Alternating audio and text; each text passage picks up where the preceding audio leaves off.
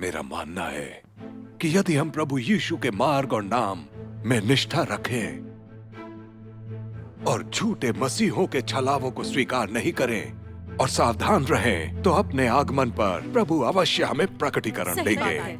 स्वर्गारोहण के लिए प्रभु की आवाज सुनने की जरूरत नहीं। सच कहा। प्रभु यीशु ने कहा है, उस समय यदि कोई तुमसे कहे, देखो मसीह यहाँ है या वहां है, तो विश्वास न करना। आमीन। क्योंकि झूठे मसीह और झूठे भविष्यवक्ता उठ खड़े होंगे और बड़े चिन्ह और अद्भुत काम दिखाएंगे कि यदि हो सके तो चुने हुओं को भी भरमा दें। आमीन। आमीन। क्या आप लोग झूठे मसीहों और झूठे पैगंबरों के छलावों को नहीं मानते? हाँ, अंत के दिनों में वास्तव में ऐसे झूठे मसीह होंगे जो लोगों को बहकाएंगे। हम मानते हैं कि वो सब लोग जो प्रभु के आगमन की गवाही देते हैं वो झूठे हैं। हमें खोजने और परखने की कोई जरूरत नहीं है। आमीन। क्योंकि जब प्रभु आएंगे तो वे स्वयं को हमारे सामने प्रकाशित करेंगे और हमें छोड़ नहीं देंगे। सही है। मेरा विश्वास है कि यही सही परिपालन है। आमीन। बताइए, आप सब क्या सोचते हैं? अंकल, पादरी यांग सही कह रहे हैं। जब तक हम प्रभु यीशु के प्रति निष्ठावान है और झूठे मसीहों के छलावों में नहीं आ रहे, वो हमें प्रेरित करेंगे। आमीन। आज वो सब जो ये उपदेश देते हैं कि प्रभु लौट आए हैं, पक्के तौर पर झूठे हैं। हमें इनमें से किसी की बात नहीं सुननी चाहिए। सही है। प्रभु यीशु हमसे पहले कह चुके हैं कि अंत के दिनों में झूठे मसीहा और पैगंबर हमें बहकाने आएंगे। हमें उनके बहकाए जाने का डर है और इसीलिए हमें प्रभु के प्रकटीकरण की प्रतीक्षा है। आपको पक्का लगता है कि आप कुछ गलत नहीं कर रहे? नहीं। आपका कहना है कि जो प्रभु की वापसी की गवाही देते हैं वो सब झूठे हैं। हाँ, प्रभु ने कहा है कि वो वापस आएंगे। क्या आप ये कह सकते हैं कि वो गलत थे? सही बात है। क्या आप लोग परमेश्वर का विरोध करने से नहीं डर रहे हैं? हाँ, बाइबल में ऐसी भविष्यवाणी की गई है कि आधी रात को धूम मची, देखो दूल्हा आ रहा है, उससे भेंट करने के लिए चलो। आप इसकी व्याख्या कैसे करेंगे? प्रभु यीशु ने हमसे स्पष्ट रूप से कहा है, परमेश्वर की भेड़ें उनकी आवाज सुनती हैं। जब प्रभु आएंगे तो वे निश्चित रूप से बोलेंगे और कार्य करेंगे। प्रभु की आवाज को सुनकर ही मनुष्य उनका स्वागत करता है, उन्हें स्वीकार करता है। यदि लोग ये गवाही दें कि प्रभु आ चुके हैं और हम उनके प्रमाण की खोज या परख न करें, तो हम प्रभु की आवाज सुन पाने में कैसे सक्षम हो सकेंगे? यदि आप स्वयं को अपने कमरे में बंद कर ले और प्रकटीकरणों की प्रतीक्षा करें, तो इसे देखने और प्रतीक्षा करने में नहीं गिना जा सकता। ये स्पष्ट है कि प्रभु की वापसी हो चुकी है, फिर भी आप लोग उनका स्वागत नहीं कर रहे।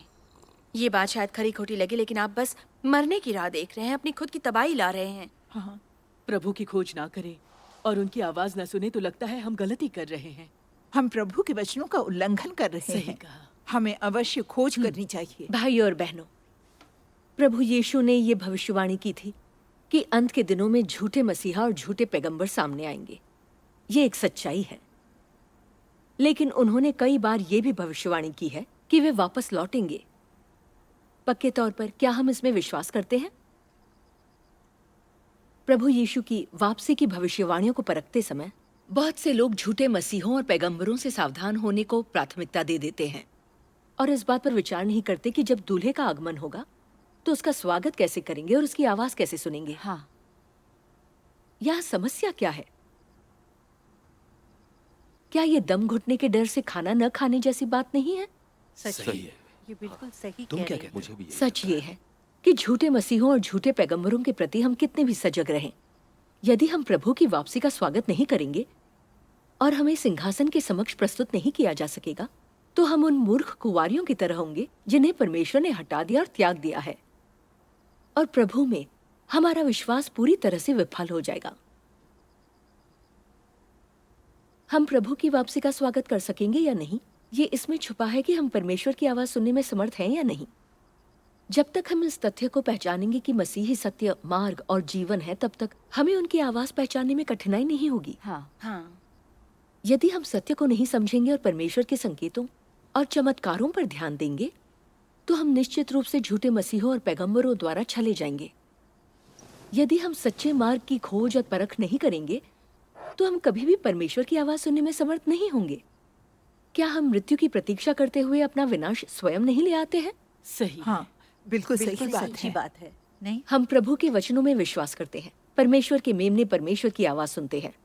जो लोग सचमुच विचार और योग्यता से संपन्न हैं और परमेश्वर की आवाज सुनते हैं, वे झूठे मसीहों और झूठे पैगंबरों द्वारा नहीं छले जाएंगे, क्योंकि झूठे मसीह और झूठे पैगंबर सत्य से विहीन हैं और परमेश्वर का कार्य करने में असमर्थ हैं। हमें इस बात को लेकर चिंता करने की जरूरत नहीं। जो लोग असमंजस में पड़े हैं और विवेकहीन हैं, केवल वे ही झूठे मसीहों और झूठे पैगंबरों द्वारा छले जा सकते हैं। चतुर कुंवारियां झूठे मसीहों और झूठे पैगंबरों द्वारा नहीं छली जाएंगी, क्योंकि उन्हें परमेश्वर की देखभाल और उनका संरक्षण प्राप्त है। परमेश्वर ने जब मनुष्य को रचा तो चतुर कुंवारियों को मानवीय चेतना दी और उन्हें परमेश्वर की आवाज सुनने लायक बनाया, और इसलिए परमेश्वर के मेमने उसकी आवाज सुन पाते हैं। परमेश्वर द्वारा ऐसा ही नियत किया गया है। हाँ, वास्तव में ऐसा ही है। केवल मूर्ख कुंवारियां ही झूठे मसीहों और झूठे पैगंबरों से बचने में लगी रहती हैं और प्रभु की वापसी को खोजने और परखने को नजरअंदाज करती हैं। यदि हम प्रभु की वापसी का स्वागत करना चाहते हैं और झूठे मसीहों और पैगंबरों से छले जाना नहीं चाहते, तो हमें ये समझना होगा कि झूठे मसीह लोगों को कैसे बहकाते हैं। वे लोगों को भला कैसे बहकाते हैं? हाँ, वास्तव में प्रभु यीशु ने हमें झूठे मसीहों और झूठे पैगंबरों की कार्य विधियों के बारे में पहले ही बता दिया है। प्रभु यीशु ने कहा है, क्योंकि झूठे मसीह और झूठे भविष्यद्वक्ता उठ खड़े होंगे और बड़े चिन्ह और अद्भुत काम दिखाएंगे कि यदि हो सके तो चुने हुओं को भी भरमा दें। प्रभु यीशु के वचन हमें ये दिखाते हैं कि परमेश्वर के चुने हुए जनों को छलावा देने के लिए झूठे मसीह और पैगंबर संकेतों और चमत्कारों का सहारा लेते हैं। झूठे मसीहों द्वारा लोगों को ठगने का ये मुख्य प्रत्यक्षीकरण है।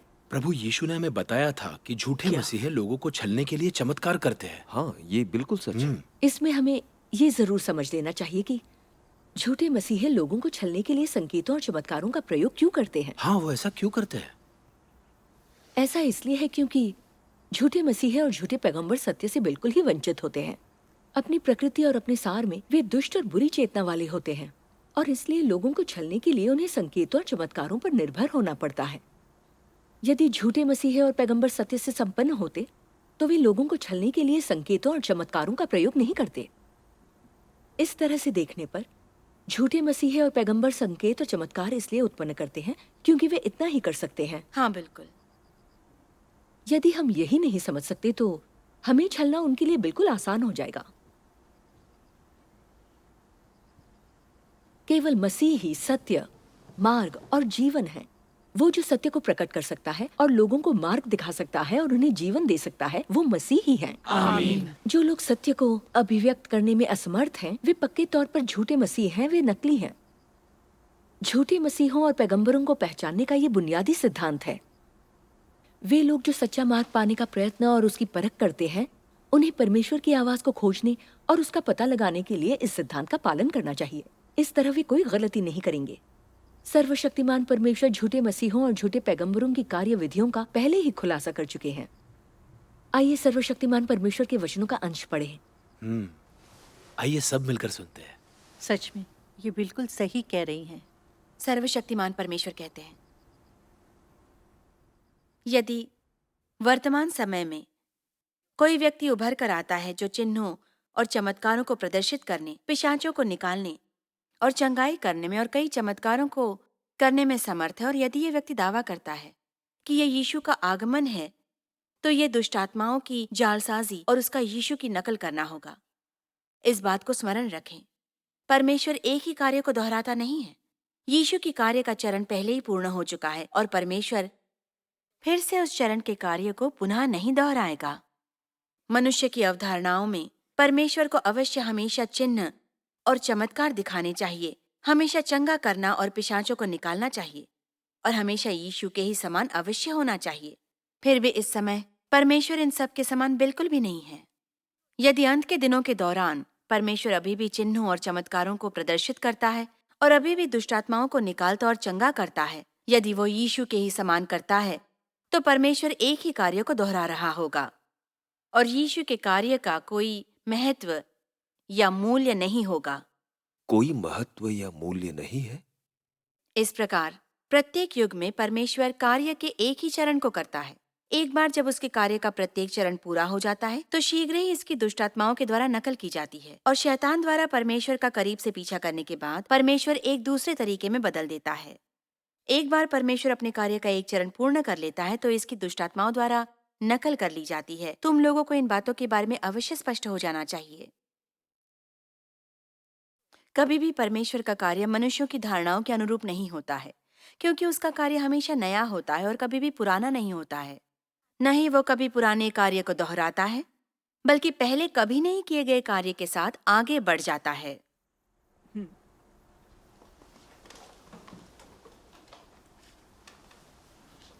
भाई और बहनों, सर्वशक्तिमान परमेश्वर के वचन हमें बताते हैं कि परमेश्वर हमेशा नवीन होते हैं और वे एक ही कार्य नहीं करते।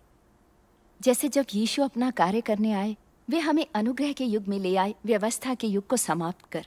उन्होंने छुटकारे के कार्य का एक चरण पूरा किया और मनुष्य जाति को पाप से बचा लिया। हाँ, उनका कार्य प्रभावी हो सके इसके लिए उन्होंने कुछ संकेत और चमत्कार भी दिखाए। अंत के दिनों में सर्वशक्तिमान परमेश्वर का आगमन हुआ है। उन्होंने राज्य के युग का आरंभ किया और अनुग्रह के युग को समाप्त किया। लेकिन वे प्रभु यीशु द्वारा किए गए कार्य को दोबारा नहीं करते। इसके बजाय प्रभु यीशु द्वारा छुटकारे के कार्य के आधार पर वे परमेश्वर के घर से आरंभ करते हुए न्याय का कार्य संचालित करते हैं। मानव जाति के शुद्धिकरण और उद्धार के लिए वे सभी सत्यों को प्रकट करते हैं। मनुष्य के पाप के मूल और शैतानी स्वभाव के निराकरण के लिए, मनुष्य को पूरी तरह से शैतान के प्रभाव से बचाने के लिए, ताकि मनुष्य परमेश्वर को प्राप्त हो सके। और झूठे मसीह वे सब दुष्ट चेतनाएं हैं जो मसीह की नकल उतारते हैं। वे नए युग की ओर ले जाने और पुराने युग को समाप्त करने का कार्य कर सकने में असमर्थ हैं। कुछ साधारण संकेतों और चमत्कारों को पैदा करके वे केवल प्रभु यीशु की नकल कर सकते हैं, ताकि वे मूर्खों और नासमझों को धोखा दे सकें। लेकिन मृतक को जीवित करके यीशु ने जो कार्य किया, उसकी नकल करने में वे सक्षम नहीं हैं, और ना ही रोटी के 5 टुकड़ों से 5000 लोगों का पेट भरने या वायु और समुद्र को फटकारने में सक्षम है। सही। ये उनकी क्षमता से बिल्कुल बाहर है। बिल्कुल सही। सारांश रूप में झूठे मसीहा दुष्ट होते हैं। वे बुरी चेतना है और सत्य से पूरी तरह वंचित हैं, और इसलिए लोगों को छलने के लिए चमत्कारों पर निर्भर हैं, या फिर वे परमेश्वर के वचनों के लहजे तथा कभी परमेश्वर द्वारा कहे गए सामान्य वचनों की नकल करके लोगों को छलते और सलाह देते हैं। सच्चे मसीह और झूठे मसीहों के बीच के फर्क को समझने के लिए सर्वशक्तिमान परमेश्वर के वचनों पर दृष्टि डालते हैं।